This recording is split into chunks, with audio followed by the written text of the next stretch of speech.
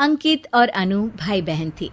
माँ बाप के देहांत के बाद बड़ी बहन अनु ने दिन रात मेहनत करके अंकित की देखरेख की और उसे पढ़ा लिखा कर पैरों पर खड़ा किया था। दोनों भाई बहन खुशी खुशी रह रहे थे। एक दिन, दीदी मुझे जॉब मिल गई है। अरे वाह भैया, तेरी मेहनत सफल हुई। मेरी मेहनत नहीं दीदी, आपकी मेहनत। अगर पापा के निधन के बाद मेरी जिम्मेदारी आप न उठाती तो ये सब नहीं हो पाता। मेरी सफलता सिर्फ आपके बलिदान की वजह से है दीदी। कुछ महीनों बाद अंकित की शादी सीमा से हुई।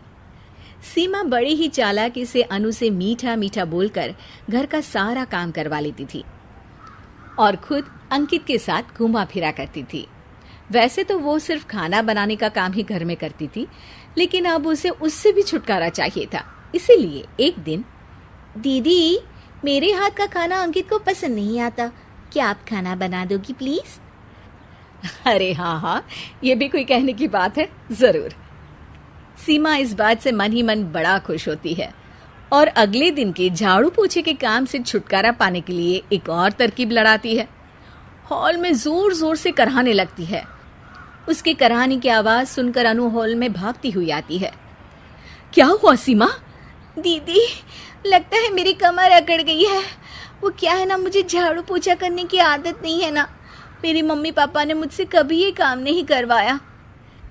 अरे कोई बात नहीं, झाड़ू पोछा ही तो है, मैं कर लिया करूंगी। ऐसे ही धीरे धीरे सीमा ने घर के सारे कामों का बोझ अनु पर डाल दिया। घर का सारा काम अनु करती थी, फिर भी सीमा को अनु से छुटकारा चाहिए था। इसलिए एक दिन वो अंकित के ऑफिस से लौटने से ठीक पहले ढेर सारे कपड़े लेकर धोने का नाटक करने बैठ जाती है। अरे सीमा, इतने कपड़े? अब क्या करूं, अकेली पड़ जाती हूँ। करना तो मुझे ही है ना।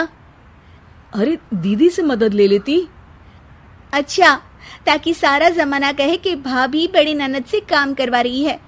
और वैसे भी दीदी ने तो साफ कह रखा है मुझे कि तुम आज जो भी हो सिर्फ उनकी वजह से हो, इसीलिए अगर उनके बनाए इस घर में रहना है तो काम करना ही पड़ेगा। ये सब सुनकर अंकित को बहुत गुस्सा आ गया। उसने अनु को बुलाकर कहा, दीदी ये घर पापा ने बनाया था और इसमें मेरा भी हिस्सा है और मुझे वो चाहिए। ये सुनकर अनु को बुरा तो लगता है, मगर वो दूसरे ही दिन घर का बंटवारा करने के लिए वकील के पास चली जाती है। वहां से लौटते हुए अनु का एक्सीडेंट हो जाता है, जिससे वो दोनों पैरों से अपंग हो जाती है। अब मजबूरन उसकी पूरी देखरेख सीमा को करनी पड़ती है। एक दिन सारे कामों से थक कर सीमा अंकित से कहती है, अजी सुनते हो, अब मुझसे तुम्हारी ये बहन की सेवा ना होगी। अगर कल तक तुम इसका बंदोबस्त नहीं करते तो मैं घर छोड़कर चली जाऊंगी। अरे ये कैसी बातें कर रही हो?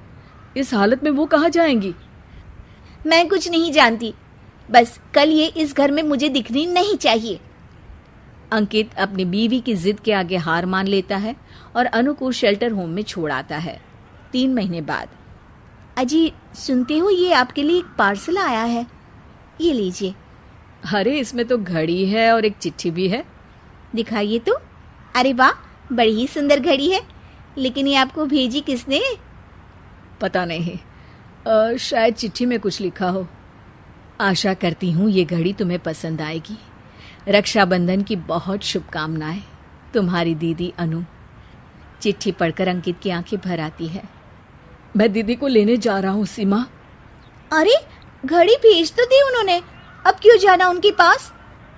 देखा सीमा, दीदी हमसे दूर जाकर भी हमारे बारे में ही सोचती है, और एक हम है जो उनकी सेवा से बचने के लिए उन्हें शेल्टर होम छोड़ा है। तुम्हारी बातों में आकर मुझसे ये क्या पाप हो गया? मैं जा रहा हूँ दीदी को लेने, और जब मैं वापस आऊं तो तुम मुझे हमारे घर में मत दिखना। इतना कहकर अंकित अनु को लेने निकल जाता है। वहां पहुंचकर, दीदी मुझे माफ कर दो, मैं तुम्हें लेने आया हूँ। भाई आज तो राखी है, आज तो मैं मना कर भी नहीं सकती। दोनों घर पहुंचते हैं। अरे सीमा, तुम अभी तक यहीं हो? निकल जाओ इस घर से। अरे वाह अंकित, फिर वही गलती कर रहे हो तुम। सीमा, तुम कहीं नहीं जाओगी। दीदी मुझे माफ कर दो, मुझसे गलती हो गई। सीमा, आज ये समय माफी मांगने का नहीं है, राखी की तैयारी करने का है। चलो तैयार हो जाओ, तुम्हारे भैया के घर भी तो जाना है ना। ये सुन सीमा अनु के गले लग जाती है।